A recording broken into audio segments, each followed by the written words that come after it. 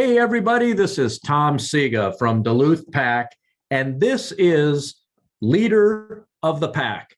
Today's guest is a longtime friend of not only me, but also of Duluth Pack. Today's guest is Marty Meldahl, and Marty has been in the radio industry when I think we could hear the beep beeps going on in the background of the radio industry, and maybe they were changing out some big tubes and things like that before we went all digital. Marty, welcome. I'm not trying to age you, but you and I are both in about the same genre, and so I can do that because I'm being a little self-deprecating here. Welcome. Well, that's okay. They used to tell me I was around when Marconi invented it, so it's all right. There you go. Yeah. And we're going to talk about Marty and kind of where he's from and the schooling he went through and all those things, and then this illustrious radio career that he had, and then some things that Marty has gone through in the last year of his life. Marty, let's jump right in. Okay. Where are you from? Born and raised in Duluth, right? So this is what typically happens. You get born and raised here, and then you do anything you can to get the heck out. And then you end up coming back. Your parents get old, they need you. I can remember. So when I was born and raised here, left, went around the Midwest, did the radio thing around the Midwest, that kind of thing. And I remember my last stop, I was living in Eau Claire, and I was commuting basically back and forth on the weekends, because, Dad would get stuck in the shower drain or something like that. They were aging, right? So you have to, do all this stuff. So it's like, all right, we're going to have to move. The kids had finally gotten out of the house and that kind of thing. I said, all right, let's see what happens. And so my wife at the time, the last one, she got a job up here and got rid of this when the last market, the last housing crash was, and you couldn't reduce the price of the house fast enough to get rid of it. So finally got rid of that, moved up here, and and then you know what happens? They die, and you're stuck, right? Where are you gonna go? You're not stuck. But where are you gonna go? I wouldn't live anywhere else now because I live in Superior, but that's fine. But I wouldn't live anywhere else now because people go, well, why don't you move south or do something like that? Look outside today. Here it is in February, and all the bugs are dead. That's one thing. People give me a hard time when I travel all over, Marty, and they go, how can you stand that 10 below zero, 20 below zero? I said, no mosquito bites. That's right. I just came back from Grand Portage this morning because it was the end of the Bear Grease, sled dog marathon last night. We're standing out there, Boots is having a great time. Fires are going. We're watching mushers come in and do things like that. How do you get any better than that? Well, you gotta live where you love to be, right? And that's very important. But I want to step back even further. So you grew up in Duluth. Where did you go to school here? Every one of my schools has been disintegrated. So Chester Park, Woodland, graduated from last class at the old Central, first graduating class at the new Central. All of them are gone. Holy catfish. Yeah, they're all gone. And then you start your career in the radio industry?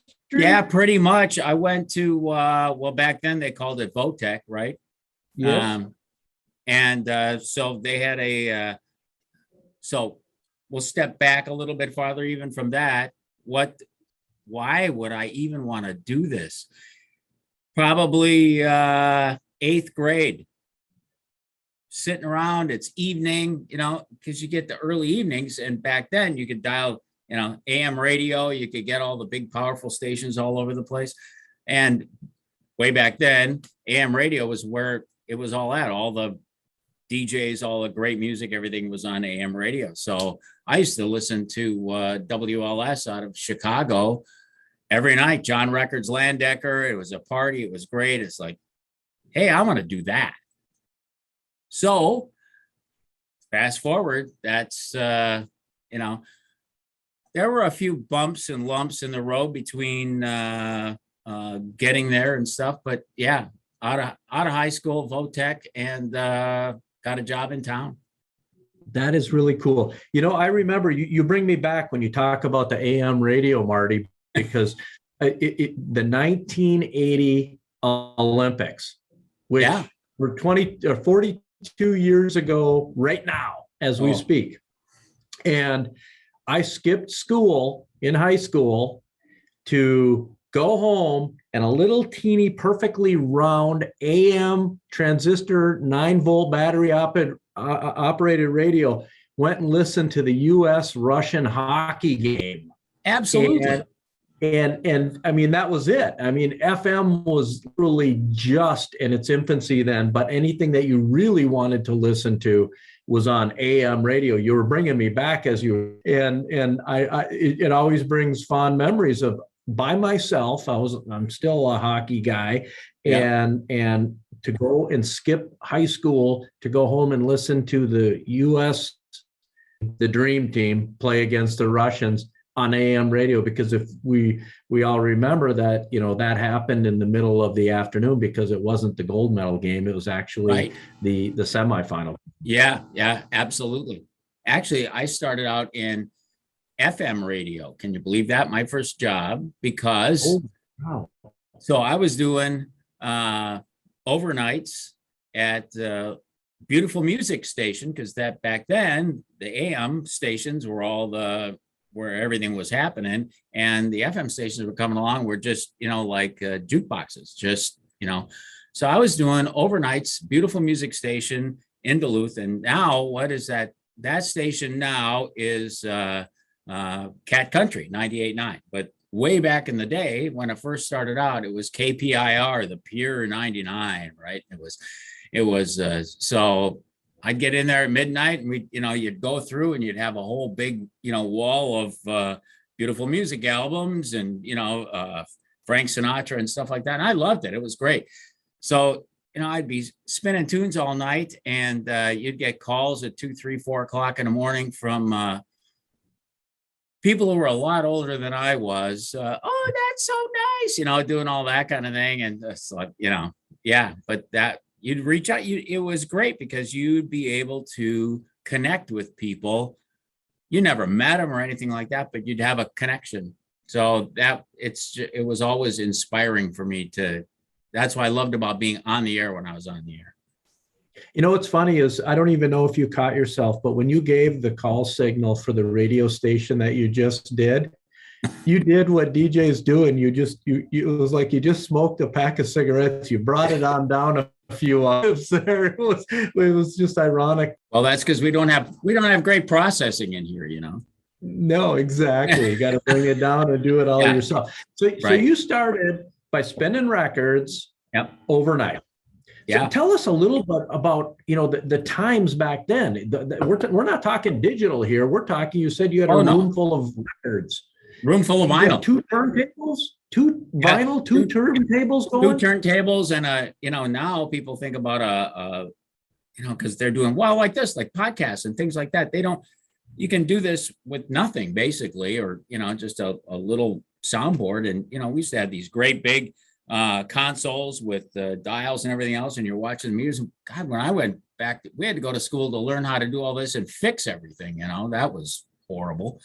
But so you'd have this whole wall of albums, and you'd grab stuff out, and there'd always be a sheet of paper on the front of the album. When the last time was played, you're supposed to fill it out and that kind of thing, so you didn't repeat too often, that kind of thing. Unless you had your favorite, nobody's listening, I'd do what I want anyway. But I've always done that.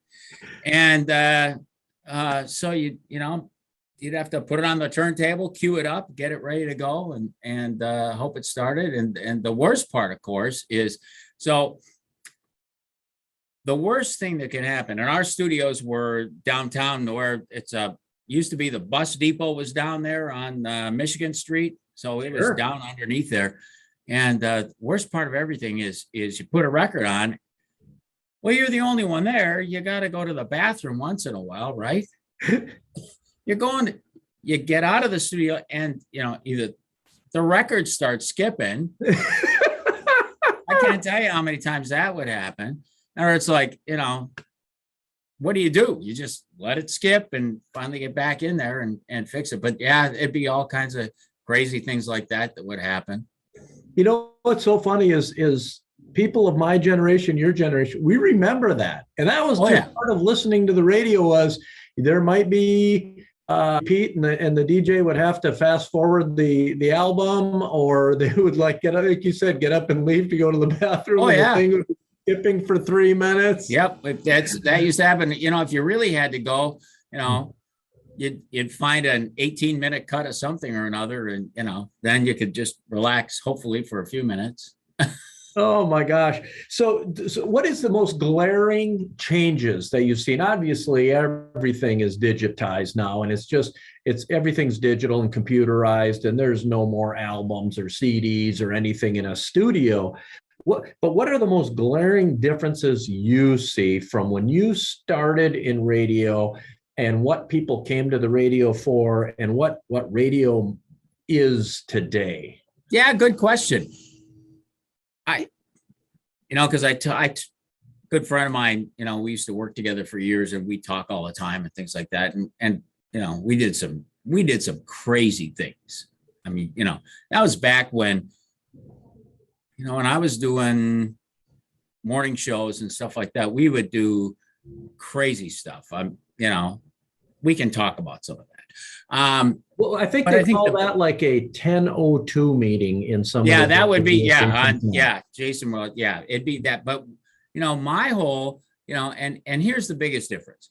When we were on top of things, and we'd get out to the edge, and then I'd always go over the edge, right? And my boss at the time would tell me, you know, my promotion budget, we never really had a budget line for things, you know, like some people, they, you know, do free concerts or hand out a bunch of things, stuff like that. My promotion budget was, I was supposed to have at least 5 active lawsuits against me at any one time. That was my budget. My job was to get out. And now, you know, the biggest difference is lawyers control everything, and it's all, you know, you don't want to offend anybody or anything like that. And, you know, my whole thing was, we offended everybody. You know, it was such a different time. If you think of 40 years of any medium that there, you know, so many that there are now weren't even thought up 10 years ago, you know, 40 years ago, forget it. And what people did for obviously ratings is to have a lot of fun and shock people in certain ways, to get people to come back, and times weren't they? Yeah.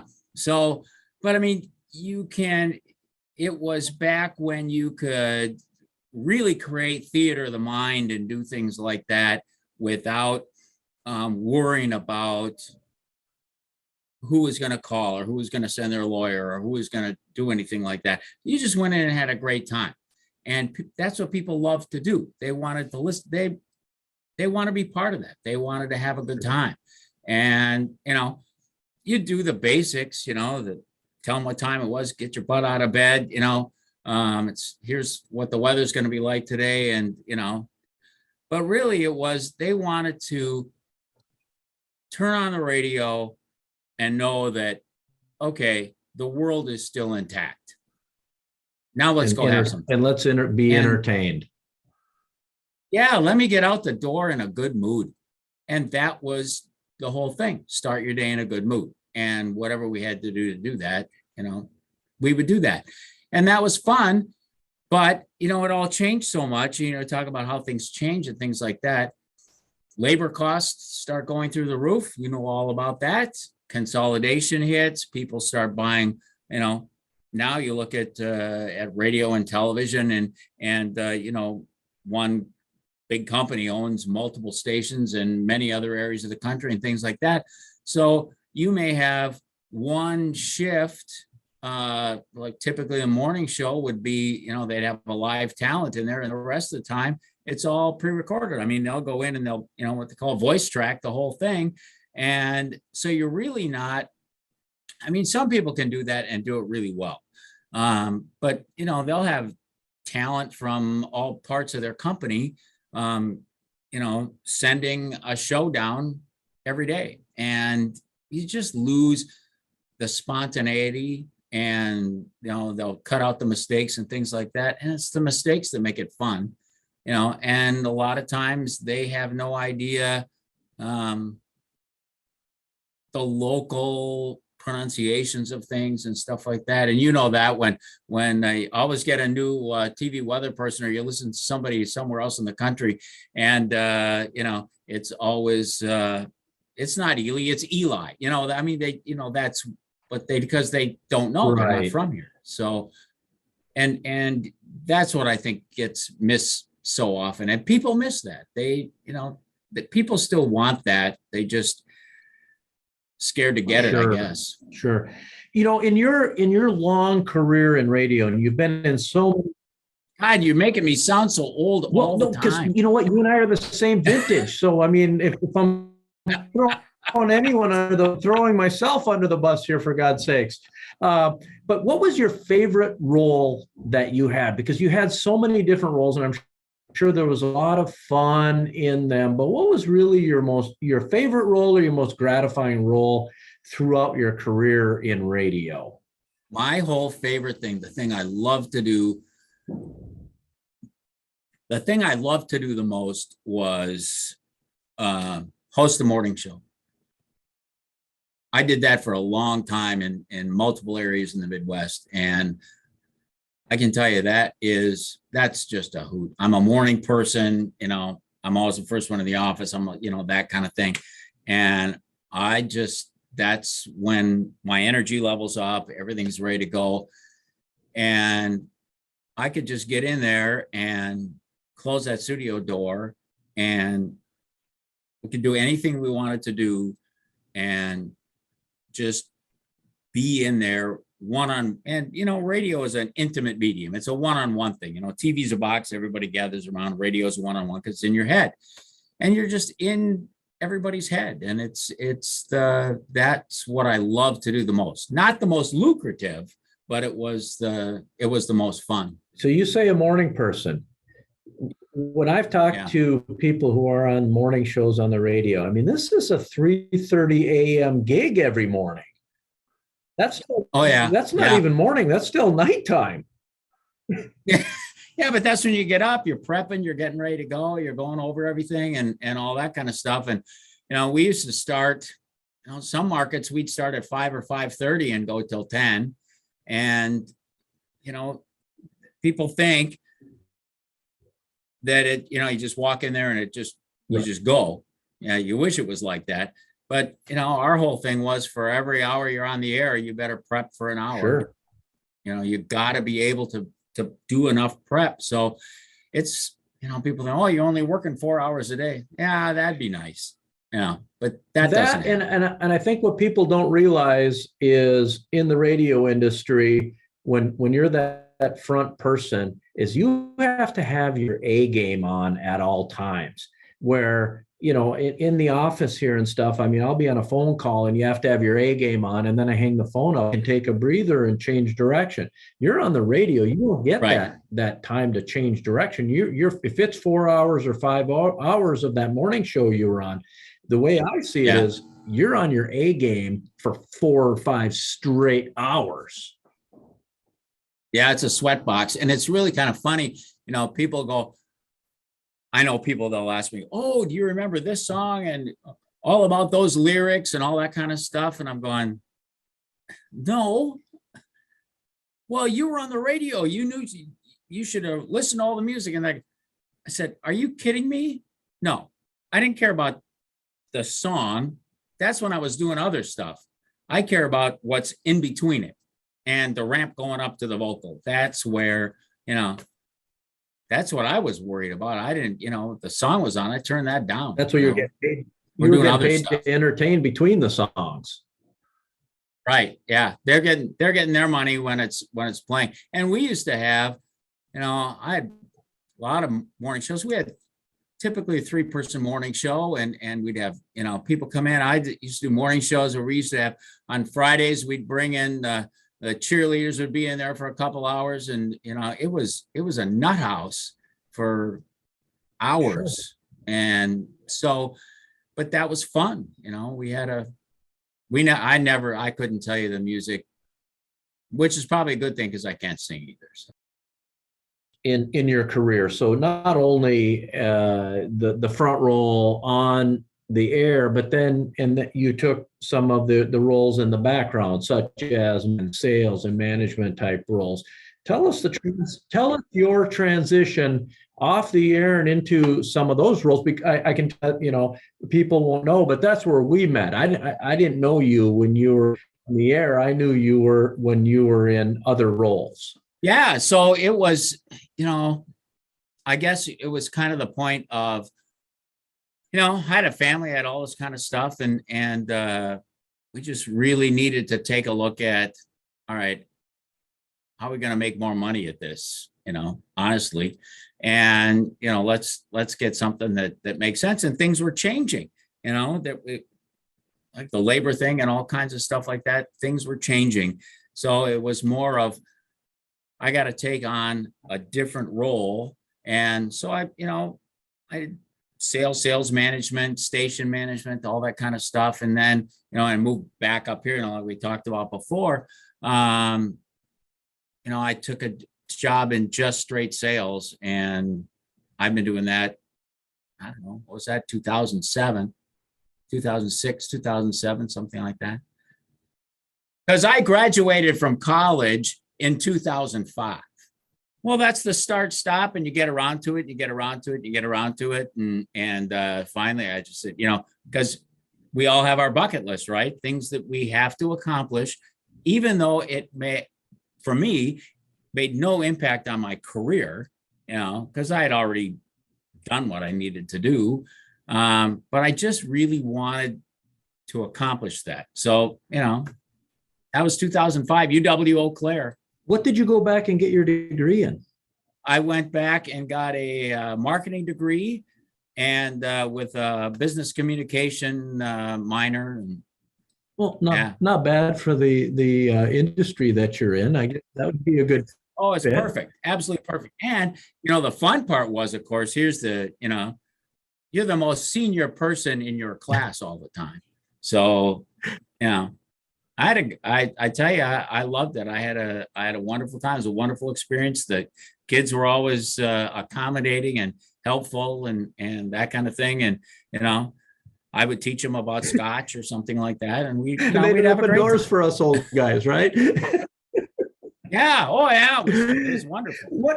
Marty, what is the biggest misconception that you see that's made about the radio industry? And you probably saw this more, I would guess, in your role in sales than if you wrote out around more people at that time.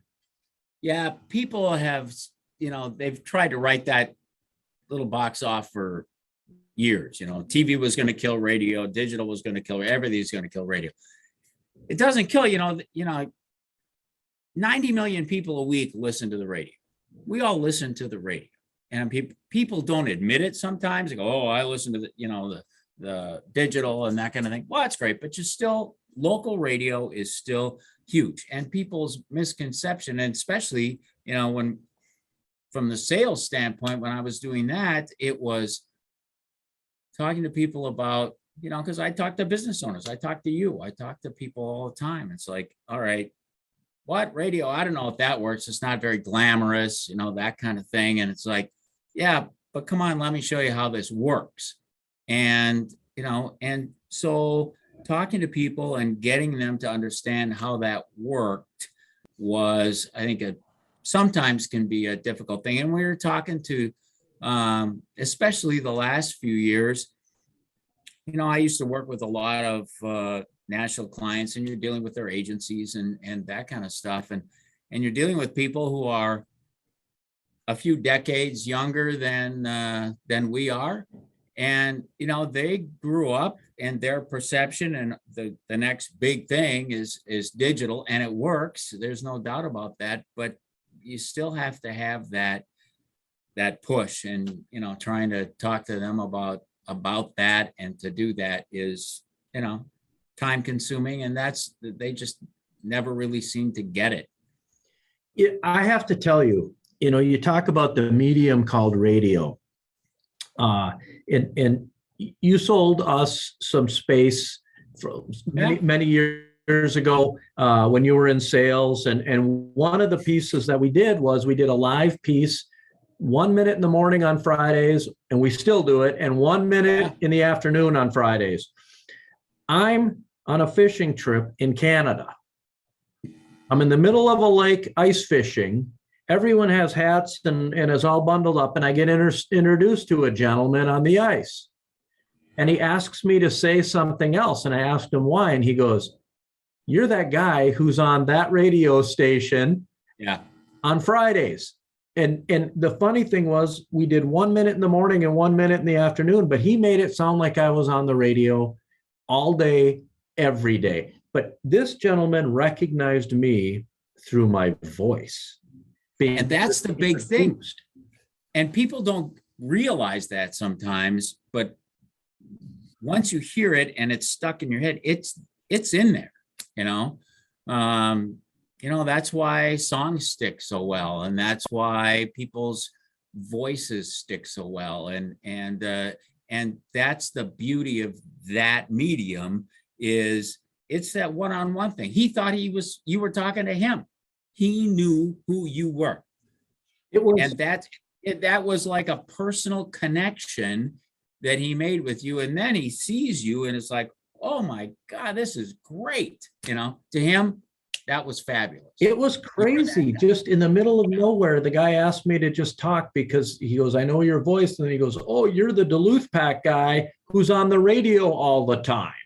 And it's just like, holy cow. Yeah, it's amazing, isn't it? It was. You had the best salesperson ever. That's what I chalked it all up to, was the guy who sold. He must have sold us the perfect 2 minutes of the day. But I can tell you, I also got in trouble from you and also some people at the station because I had a knack for turning 1 minute into about 5 minutes with you guys. Yeah, but you know what? If that's the worst thing that happened, I think we're okay. They never threw me out. No, we never throw you.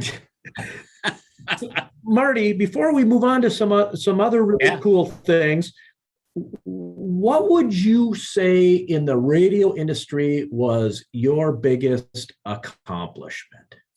What really just stands out there that I am really proud that I did this?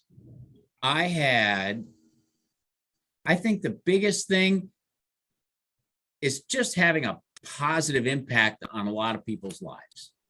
I've talked to people throughout all the years and stuff like that. And like I said, they remember this bit or that thing we did. And we used to, always doing fundraisers and helping other people out. And if somebody needed something, you could mobilize a whole audience of people to help somebody who needed it.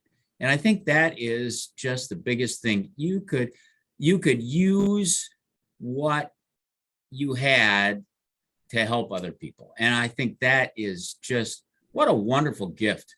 There's a lot of people who don't get a chance to do that. They're listening to you do it, but they don't get that chance to do it. And if you can motivate them and have them part of that, and they can get a good feeling about helping somebody, and you've helped somebody.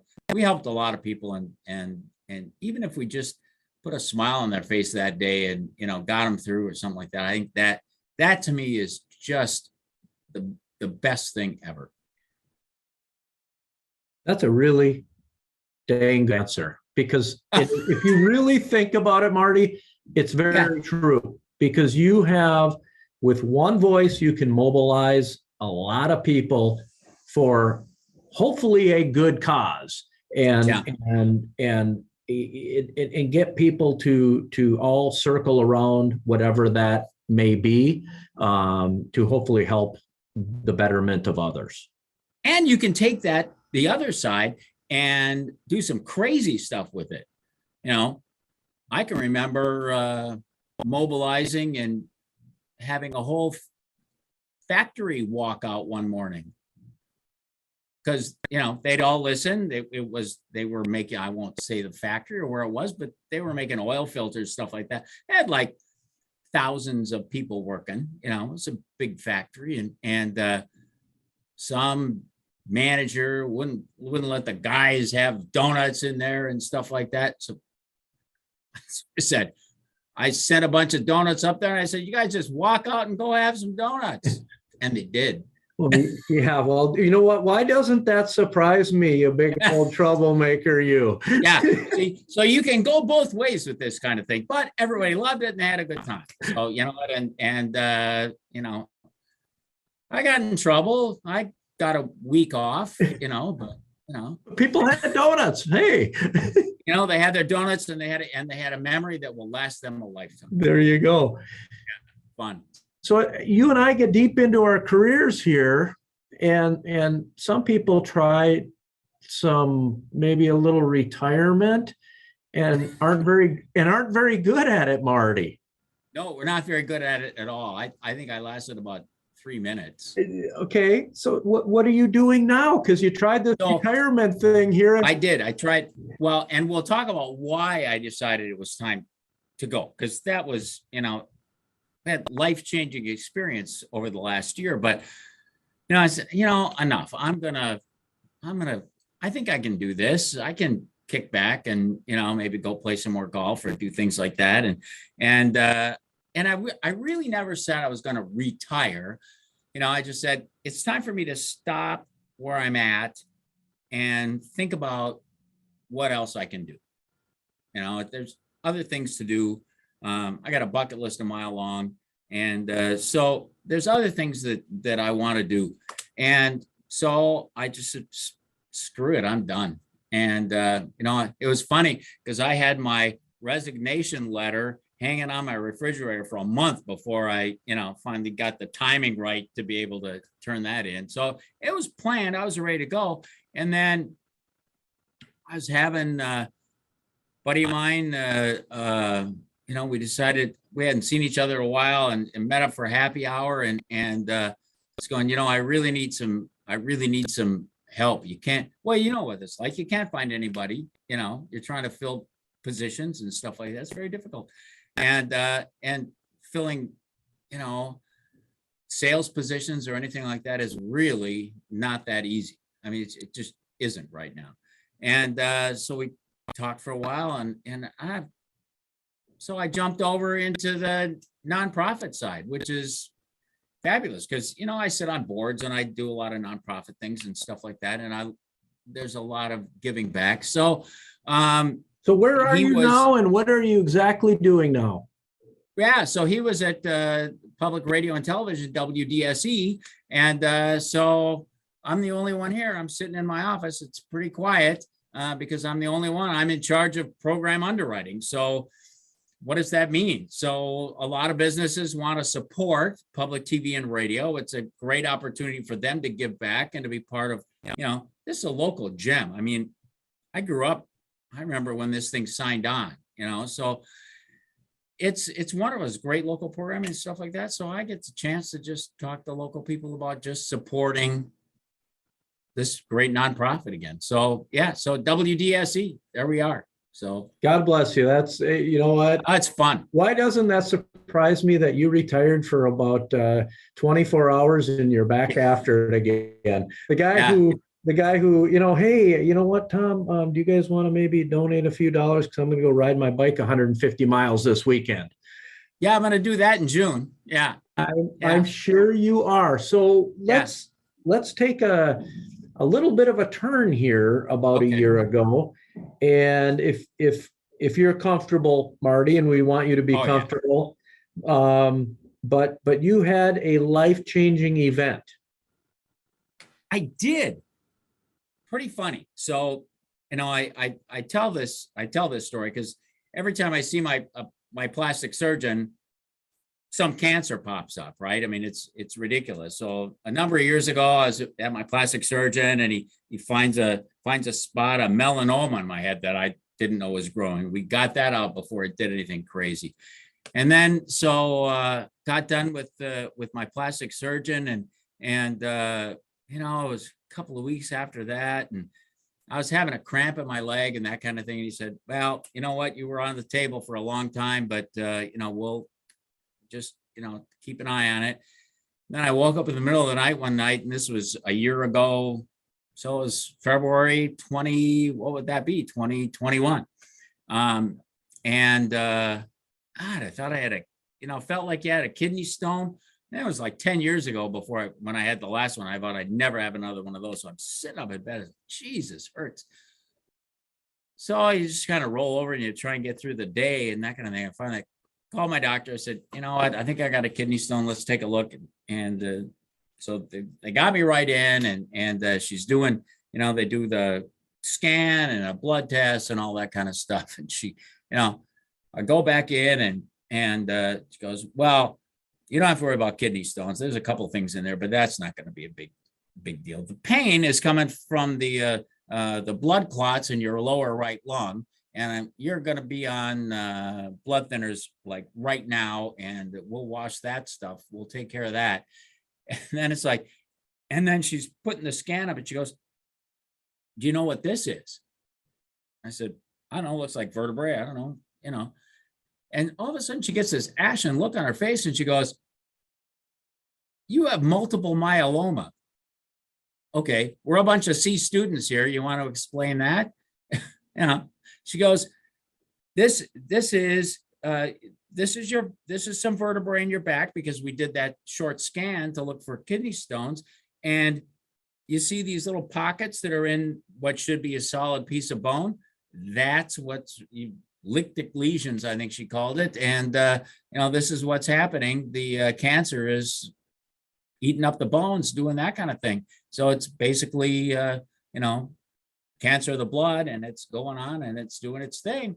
She goes, you're going to be seeing another doctor the day after tomorrow, and I've got you in with with an oncologist next week. And I'm just kind of in, you know, right? Number one, I don't know what it is. Never heard of it before. Now everybody's got it, right? It's like buying a car. You buy the car and that you think nobody has, and then you drive it off the lot and you see about 14 of them, right? So now I've got, you know, I'm like, what is this thing? So what do I do? You know, what do we do now? Google, right? She gives you a bunch of information, that kind of thing, but I'm at home, I'm Googling. So two of my daughters are in the medical field. And so, you know, I didn't tell anybody else in the family. I just told them first. God, they're going to hear this and they're going to, you did tell them first. Yeah, I did. Because they kind of will know what's going on, right? And so we talked about this, and I kept looking, and everything I read, thankfully, you catch it early, you do what needs to be done, and you know, you can live with this. You know, 15, 20 years ago, it was not that good. Now they can not control, you can't cure it, it's uncurable, but you know, you can live with it. It's like, you know, I kind of equate it to having diabetes. You know, you just kind of, you deal with it, you know. So it was okay, meet with the oncologist. It took me, you know, 3 or 4 days to really get it soaked in. And then you're meeting with doctors and doing all that and trying to comprehend what is going on here. You know, I wasn't ready for that left turn. I did, you know, you don't see these things coming. And so we got in the oncologist, we started a plan, went down to, you know, right away. He goes, yeah, well, we'll get you into Mayo, and you know, we'll start evaluating. We'll see. You're a good candidate for a stem cell transplant. Transplant? What are we talking about? Again, Google, start reading, doing all this kind of stuff. Your life gets just taken over sometimes by this, and you're still trying to work and doing all this other kind of stuff, right? So, you know, short story, go to Mayo, get, you know, looked at, then, you know, you're still doing the chemo drugs and shots and things up here until they're ready for you down there. And then in September, go down there for 5 weeks and have a stem cell transplant. And thankfully everything went just like it's supposed to, because that's what these people do. You put your trust in them and say, they do 500 of these things. They just do it all the time. So, and like I said, they know what they're doing, and you figure it out. And there's a lot of ups and downs, and it wasn't the easiest thing in the world to go through, but you're through it. And now my feeling is, this cancer, multiple myeloma, this will not kill me. A bus will kill me. This will not kill me. So you have been so positive since the day that I found out and that I had an opportunity to talk to you, Marty.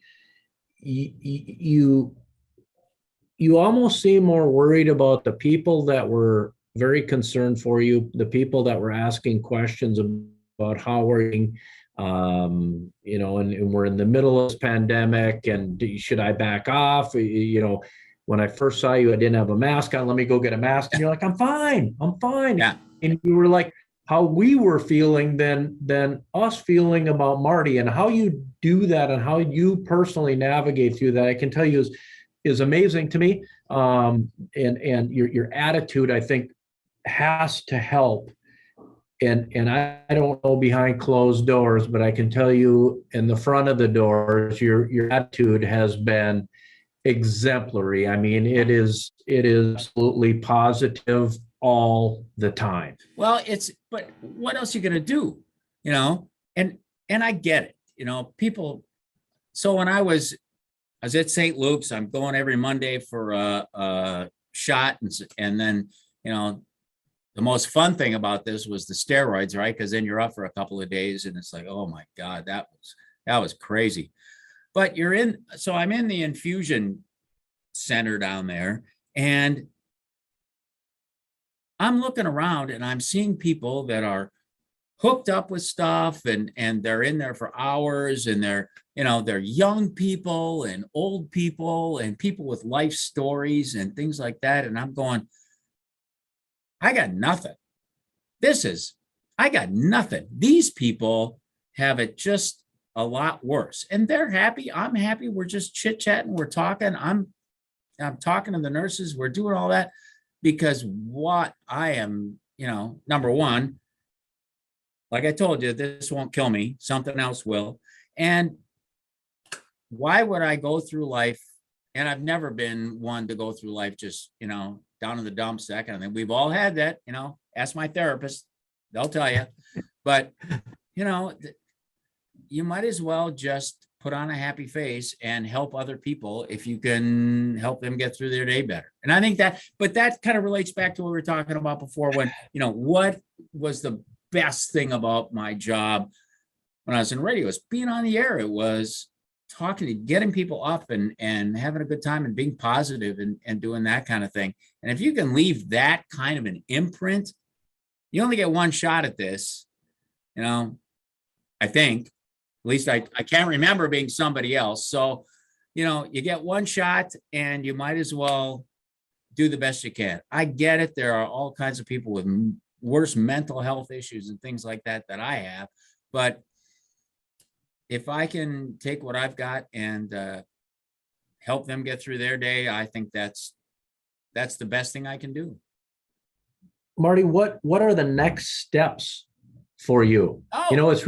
It's really good to see that your hair is growing back. Yeah, you know what? That's the funny part. What's the best part of this cancer thing, right? And I know this is audio, so we'll just do it this way. I've got hair all the way across. So we used to have a bald spot here and that kind of thing. It's gone. It grew. My stylist is thrilled. She's going, oh my God, this is great. So yeah, we're going to have some fun with that.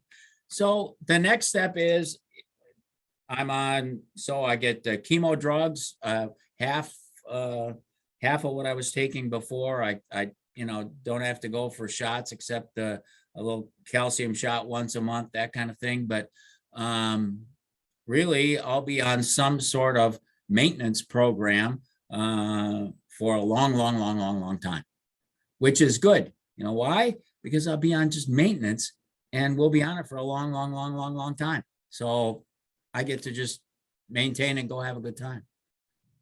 What are the lasting effects, Marty, of a stem cell treatment?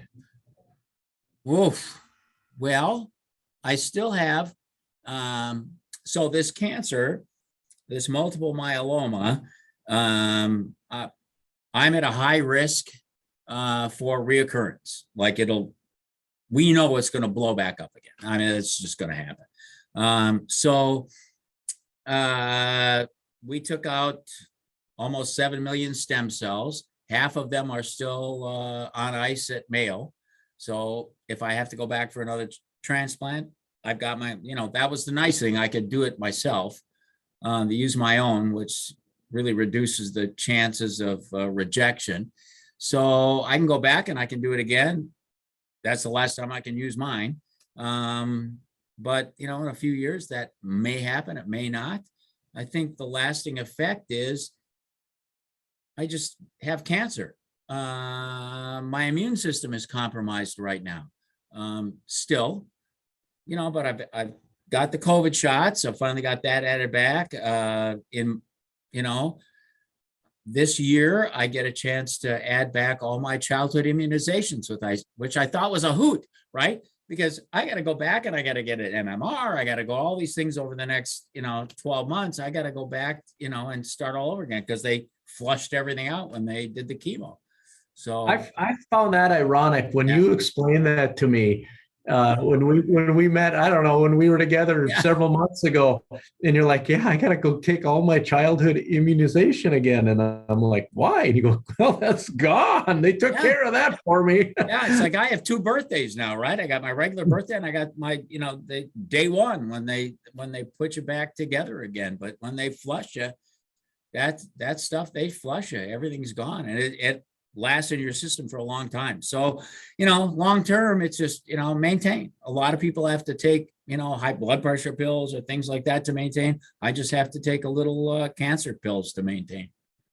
Wow. What, your attitude, your outlook on things, Marty, is so inspiring to me. And I hope all the listeners that are listening to this today, because you're making it sound like, oh, everyone has it worse than me and all that. And I think your attitude is going to carry you so far through your journey with cancer. And like you said, it can't be cured, but it can be maintained. And we got on this call before we went on the air, and you're laughing and you're smiling and you're looking forward to tomorrow and this summer and all those things. And God bless you for that outlook, because I think, a lot of us are sitting here complaining about the pandemic and having to put on a mask or mandates that are out there, or we can't go and see this or that or the next thing. And we do a lot of complaining. And maybe once in a while, we all need to have a better view of things internally, that what really matters, and put things in perspective of what's really important. This kind of stuff does wake you up a little bit to that. Now I look at, there are things I want. I got quite a ways left to go, I think. And there's a lot of stuff, that I want to do. Before this thing I even knew that I started crossing things off the bucket list, right? So, did that skydiving thing, the same guy that Andrew jumped out of a plane with. That was great. Right now I'm taking ballroom dance. I've tried and failed it with that miserably so many times in my life. It's like, that's it. I'm going to do this. And so it's great. I'm having a wonderful time. The next thing I'm going to get in the pool and get scuba certified. There's things I want to do. Marty, thanks a lot here, because our next segment's actually called the Packed Questions segment, where we ask you a bunch of personal questions here, as if we haven't been personal enough talking about your cancer. And one of them is your bucket list, but you just gave us all of that. But that's it. How about let's talk vacations? What kind of vacations do you have planned? What favorite vacation spot? Favorite vacation spot. I think my favorite vacation spot is going to be the next one. That's wherever cool. I'm going to next, that's where it's going to be important. So, but like I had a great time. I had a great time in France. I loved that. That was fun. A couple of years ago, and for Christmas, because I have all my kids and everybody home for Thanksgiving. We do the Thanksgiving thing. So Christmas is like mine. I just drove out to Southern California and golf for a few days. I mean, that kind of stuff to me is absolutely fantastic. So I think my favorite vacation spot, whatever's coming up next is going to be the next favorite, and then the next one. That's pretty cool. What's your favorite hobby? Well, I can't do crafting and things like that. That just doesn't work. I don't do remodeling and things. Nobody wants me to do that because I can't cut a straight line. That's why I do what I do, right? Because I can't do anything. Don't ask me to fix the car. Don't ask me to do it. I have people for that. I'll pay them to do that. That's what they're good at. That's fine. I think, I love to bike. I really love to get out and road bike, and I love to golf. I just enjoy the heck out of getting out and golfing. Beautiful. Yeah. Tell us about the MS 150 you do every year. How did you get involved in that? And you're pretty passionate about it. I love it. And so we get a chance. So I'm part of a bike team, and you guys are on the jerseys as well. So we got about 28, 29 in the team, the dragon butts on the right, and believe me, that's pretty close to it. And we fundraise all year long. And then for 2 days in June, we start in Proctor and we ride to Hinckley and spend the night there, and then get up early in the morning and ride to White Bear Lake, 150 miles. It's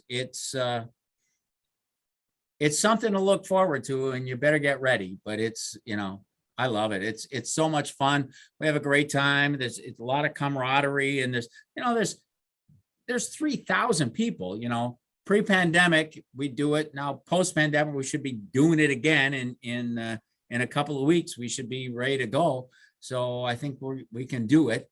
But there's 3,000 people up that leave from Proctor High School and go. I mean, from all over the place. A lot of people come up from the Twin Cities and people from here. It's fun. I love it. When the deer run right out in front of you when you're biking, that's a little scary. But other than that, yeah, don't get hit by a deer. I could get hit by a deer.